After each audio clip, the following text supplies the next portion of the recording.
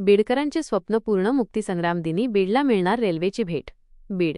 अनेक वर्षांपासून प्रतीक्षेत असलेल्या बीड शहराला अखेर रेल्वेची भेट मिळणार आहे. मराठवाडा मुक्तीसंग्राम दिनाच्या मुहूर्तावर म्हणजेच सप्टेंबर 17 रोजी बीड ते अहमदनगर अहिल्यानगर दरम्यान पहिली रेल्वे धावणार असल्याची माहिती उपमुख्यमंत्री अजित पवार यांनी दिली. या ऐतिहासिक क्षणाने बीडकरांचे रेल्वेसेवेचे स्वप्न साकार होणार आहे. या प्रकल्पाच्या प्रगतीसाठी राज्य शासनाने तातडीने 150 कोटी रुपयांची तरतूद केली असून उर्वरित 150 कोटी रुपये लवकरच उपलब्ध केले जाणार आहेत. प्रकल्पाची सद्यस्थिती. एकूण लांबी 261.25 किलोमीटर. भूसंपादन 1822.168 सहस्रांश हेक्टर. पूल 302 छोटे पूल आणि 65 मोठे पूल. एकूण खर्च 4805.17 कोटी रुपये. केंद्र आणि राज्य सरकारचा प्रत्येकी 50% वाटा.